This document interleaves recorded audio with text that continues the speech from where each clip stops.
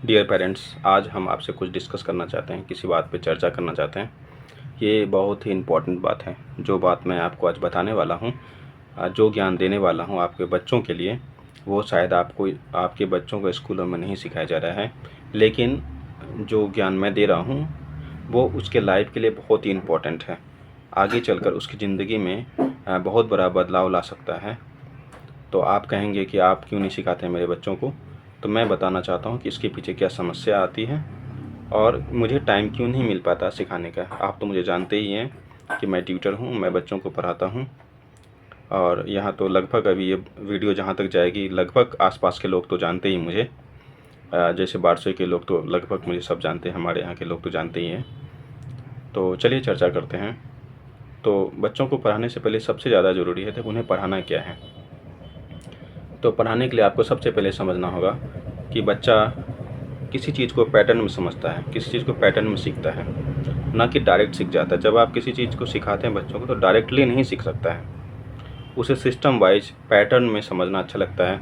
वो लॉजिकल बात हो, वो क्या बोलता है, लोकल बात हो, वो रिलेटेड बात हो, तभी बच्चा समझ सकता है।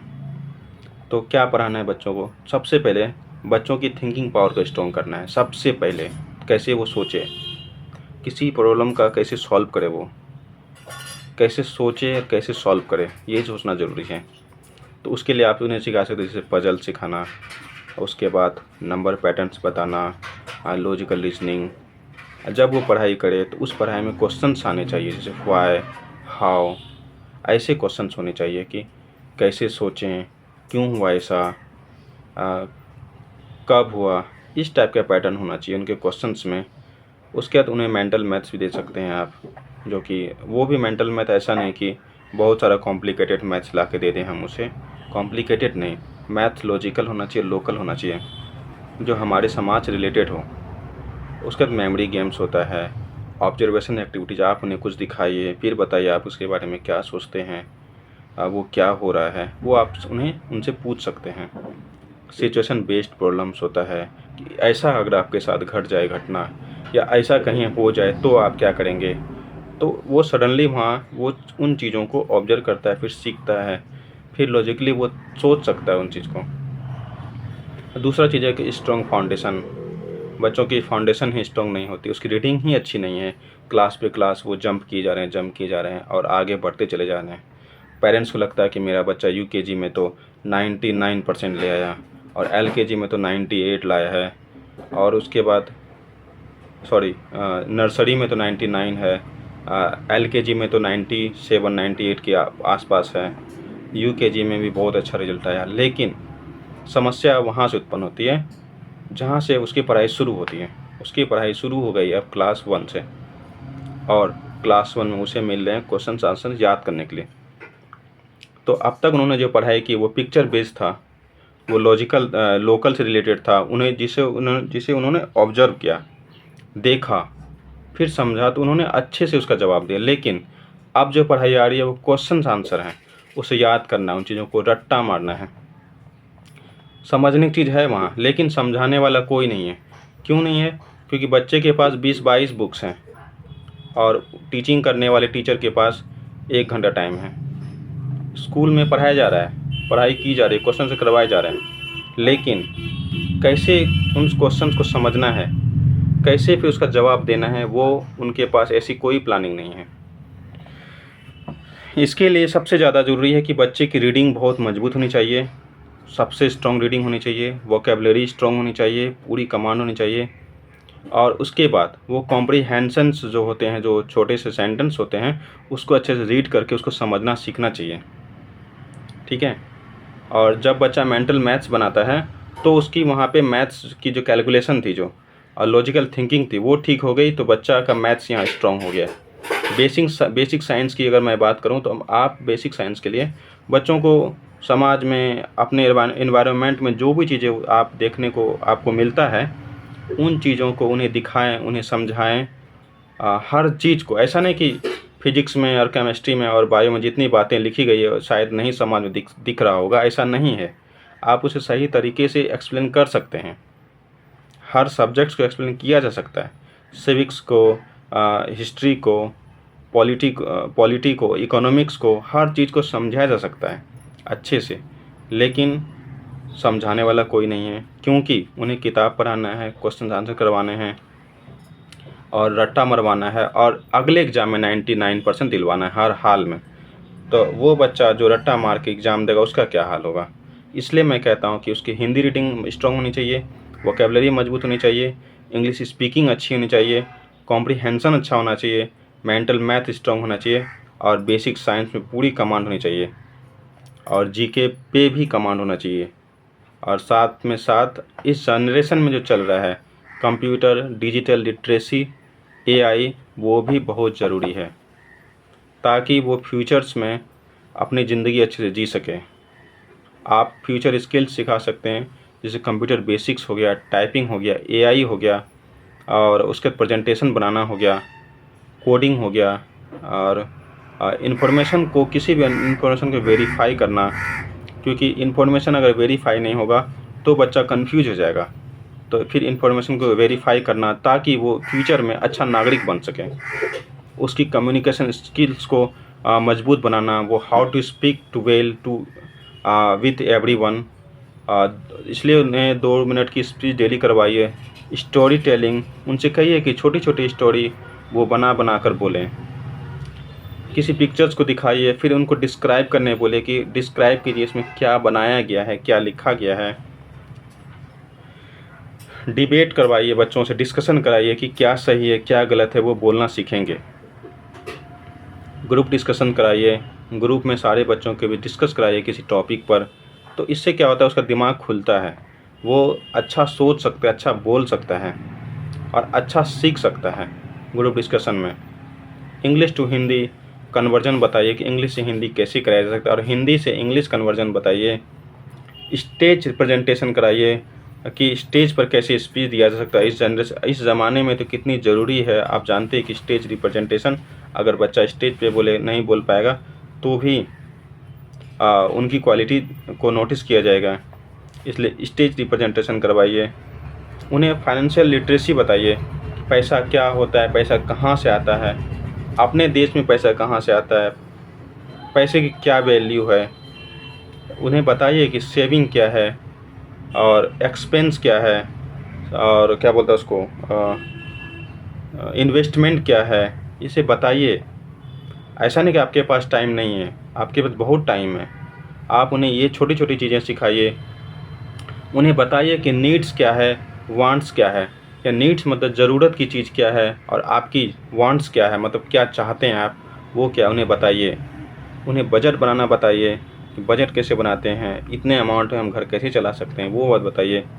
उन्हें बैंक अकाउंट के बेसिक आइडिया बताइए कि बैंक अकाउंट क्या होता है, सेविंग क्या होता है, क्रेडिट क्या होता है, डेबिट क्या होता है, बैंक में किस तरह से अकाउंट खोला जाता है, कैसे पैसा विड्रॉ किया जाता है, ये सभी चीज़ें बताइए। लोन कैसे लिया जाता है, लोन को कैसे क्लोज कराया जाता है, ऑनलाइन फ्रॉड क्या है, ऑनलाइन फ्रॉड से कैसे बचें, ये सारी चीज़ें बतानी ज़रूरी है। आप कहेंगे कि आप क्यों नहीं सिखाते हैं, तो मैंने आपको कहा कि मेरे पास तो 1 घंटे की टाइम मिलती है जिसमें से मुझे सारा काम करना पड़ता है, तो मैं कहाँ से इन्हें सारी चीज़ें बता सकूँ। इसलिए ये मेरे बस की बात नहीं है 1 घंटे की ट्यूशन में। उसके लिए बच्चों को कम से कम 5 से 6 घंटे के लिए टीचर चाहिए, जो मैं टाइम नहीं दे पा रहा हूँ आपके घर पर। उन्हें एक्सपेरिमेंट बेस्ड लर्निंग सिखाइए, सिंपल होम एक्सपेरिमेंट। मैंने अभी आपसे कहा कि जैसे आपके घर में हल्दी रखी हुई है, साबुन रखी हुई है, सरफ़ रखी हुई है, आपके घर में जैसे नमक रखी हुई है, लेमन रखी हुई है, आप इससे साइंस के एक्सपेरिमेंट कर सकते हैं, केमिस्ट्री की, इसमें कोई दिक्कत नहीं। आप फिजिक्स के एक्सपेरिमेंट कर सकते हैं। इसके अगर आपके घर पे किसका नहीं है, लकड़ी है, कागज़ है और पत्थर है और बहुत सारी चीज़ें हैं जिसमें फ़िज़िक्स की एक्सपेरिमेंट की जा सकती है, टायर है और बहुत सारी चीज़ें हैं, कितना बताऊं। जितनी सामान है ये फ़िज़िक्स में एक्सपेरिमेंट के रूप में यूज की जा सकती है। अगर आपको आता है, अगर आप सिखाना चाहते हैं तो ये सभी चीज़ें सिखा सकते हैं। और उन्हें सिंपल मेजरमेंट सिखा सकते हैं कि कैसे किसी चीज़ को मेजर किया जा सकता है। अगर हम बार बार उन्हें कॉपी में पढ़ाएंगे लिखाएंगे कि 5 मीटर 500 सेंटीमीटर, तो ये समझ नहीं आएगा उसको, पता नहीं है उसके लिए क्या है। लेकिन आप उसके मेजरमेंट सिखाएंगे प्रैक्टिकल रूप में तो वो जल्दी सीखेगा। सीखेगा ही नहीं बल्कि उसे लाइफ टाइम अपने दिमाग में बनाए रखेगा और इससे दूसरा वो काम कर सकता है, दूसरे को समझा सकता है, इतने अच्छे से वो समझ जाएगा। प्लांट ऑब्जर्वेशन बता सकते हैं। मैंने अभी बायोलॉजी की बात की कि आप प्लांट दिखाएं, लीव्स क्या है यानी रूट सिस्टम क्या है, शूट सिस्टम क्या है, फ्लावर्स क्या हैं, उनके रिप्रोडक्टिव पार्ट्स क्या हैं, वो आप बता सकते हैं अगर आप चाहेंगे तो। इलेक्ट्रिसिटी एक्टिविटीज़, मैग्नेट कैसे काम करता है, ये सभी चीज़ें बता सकते हैं। लेकिन शायद इसके लिए थोड़ी सी रिस्की हो सकता है आपके लिए। तो आप मेरी क्लासेस में भी, मैं अपने क्लासेस में ये सब चीज़ें बता सकता हूँ। और उसके बाद बच्चों को आप डिसिप्लिन सिखाइए कि डिसिप्लिन क्या है, how to talk to anyone, how to speak politely, how to love someone, ये सभी चीज़ें बताइए। टाइम मैनेजमेंट बताइए कि टाइम मैनेजमेंट क्या होता है, हमें हमने जो टाइम दिया किसी को या हमें कोई भी काम अपने टाइम पर कैसे करना है, इन सभी बातों पर फोकस करना ज़रूरी है। जब तक बच्चा टाइम मैनेजमेंट को फॉलो नहीं करेगा तब तक वो आगे नहीं बढ़ पाएगा, क्योंकि उसमें किसी चीज़ को टालने की आदत पड़ जाएगी और जिसके कारण वो डिसिप्लिन मेंटेन नहीं कर पाएगा, रेगुलरिटी मेंटेन नहीं करेगा, टाइम मैनेजमेंट नहीं होगा, तो कोई भी काम उसका परफेक्ट नहीं होगा।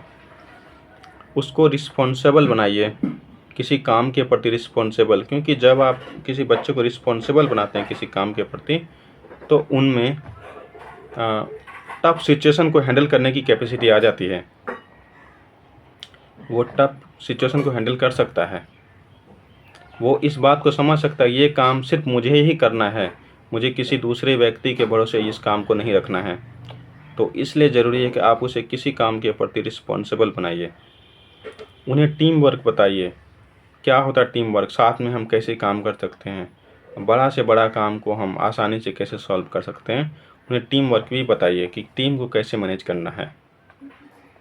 अगर वो फेल कर जाए उस काम को करने में, किसी काम को, तो उन्हें हैंडल करना सिखाइए। आप अगर फेल हो जाते हैं तो डिप्रेस्ड नहीं होना है, एंगर नहीं होना है, डिस्ट्रेस नहीं होना है, बल्कि उस काम को फिर से हम सॉल्व कर सकते हैं आसान तरीके से। उन्हें बताइए कि कैसे सोचना है, उन्हें डिसीजन मेकिंग बताइए कि डिसीजन लेना क्या होता है, कब मुझे हाँ बोलना है और कब मुझे ना बोलना है, ये बात बताइए। कभी कभी क्या होता है कि हमारे पास बहुत ही इम्पोर्टेंट काम होता है लेकिन हमारे दोस्तों का कॉल आता है कि अभी तो हमें घूमने चलना है, आपको जाना ही होगा या तुम्हें जाना ही होगा। इस तरह की बातें होती है। बच्चे क्या करते हैं कि या कोई भी हो उस काम को वहाँ छोड़कर वो चले जाते हैं और बाद में लगता है उन्हें बड़ा नुकसान हो गया। इसलिए उन्हें बताइए कि कब हमें ना और कब हमें हाँ बोलना चाहिए। अगर काम रिस्क काफ़ी ज़्यादा इम्पोर्टेंस हो, दोस्त के साथ जाना काफ़ी ज़रूरी हो तो जाएं, अगर जाने ज़रूरत ना हो, ऐसे बेकार की बात हो तो ना जाएं, उन्हें बताइए। और हमारे घर में, हमारे समाज के आसपास जो भी प्रॉब्लम है उनकी समस्या के लिए आइडिया लीजिए बच्चों से, उनसे पूछिए कि क्या आइडिया हो सकता है, ये जो हमारे यहाँ जो समस्या है इसको कैसे सॉल्व किया जा सकता है। ये सभी चीज़ें आप बच्चों से पूछ सकते हैं। इससे क्या होगा कि बच्चे का दिमाग डेवलप होगा, वो प्रॉब्लम सॉल्वर बनेंगे, वो रिस्पॉन्सिबल बनेंगे, वो टीम वर्कर बनेंगे, वो डिसिप्लिन मेंटेन करेंगे, वो टाइम मैनेजमेंट करेंगे। और रिस्पेक्टफुल कम्युनिकेशन सिखाइए कि किसी दूसरे व्यक्ति के साथ किस तरह से सम्मानपूर्वक उन्हें बात करना है, किस तरह दूसरे को सम्मान देना है, ये बात बताइए। चाहे उनसे बड़े हो या उम्र में छोटे, उन्हें हमें सम्मान देना है, वो कैसे देना है वो बात बताइए। ये सारी चीज़ें अगर आप बताते हैं अपने बच्चों को तो आप समझ सकते हैं कि आप एक सक्सेसफुल पेरेंट्स हैं, मतलब आपका बच्चा निश्चित ही कामयाब हो जाएगा। अगर इतनी सारे मैंने जितने बात आपको बताया, अगर आप इसे पूरा नहीं करवा पाते हैं तो समझ लीजिए कहीं ना कहीं आपका बच्चा पीछे है ज़रूरत के हिसाब से। तो इन सभी चीज़ों को मैं पूरा करवाऊँगा। इसके लिए आपको मेरे इंस्टीट्यूट में आपको भेजना होगा। अगर आपको लगता है कि कहाँ खोजूँ इस तरह के ये इतनी चीज़ें सिखाने के लिए बच्चों को तो आप मेरे इंस्टीट्यूट में भेजिए, मैं आपको आपके बच्चों को ये सारी चीज़ें सिखाऊंगा। कैसे स्पीच देना है, स्टेज परफॉर्मेंस कैसे करना है, एआई कैसे सीखना है, कंप्यूटर कैसे बेसिक कंप्यूटर के बेसिक नॉलेज कैसे लेना है, पजल कैसे सॉल्व करना है, टीम वर्क कैसे करना है, डिसीजन मेकिंग कैसे बनना है, ये सभी चीज़ें मैं सिखाऊंगा। मैंने सारी प्लानिंग कर ली है, मैंने सारी प्लानिंग कैसे सिखाना है बच्चों को मैंने तैयारी कर ली है, इसलिए मैं आपके साथ आज कम्युनिकेट हो रहा हूँ। फिर आप कहेंगे कि आप मेरे बच्चों को घर पे ही सिखा दीजिए ये सभी चीज़ें। तो मैंने आपसे कितनी बार कहा कि इतनी चीज़ें सिखाने के लिए मुझे कम से कम 4 से 5 घंटा डेली लगेंगे, 1 घंटे में नहीं हो पाएगा। इसीलिए मैं आपके घर पर इतना समय नहीं दे सकता, या आपके यहाँ 1 घंटे की ट्यूशन में नहीं हो पाएगा। इसके लिए आपको मेरे क्लास में भेजना होगा, जहाँ पे मैं उन्हें अच्छे से ट्रेन कर सकूँगा। English spoken, basic computer basic knowledge, AI, और उसके बाद साइंस के एक्सपेरिमेंट और problem solving, decision making, team work, responsible person और टाइम मैनेजमेंट, ये सभी चीज़ें मैं सिखाऊंगा और आपके बच्चों को well successful citizen of India बनाऊंगा। ये मेरा वादा है। Thank you.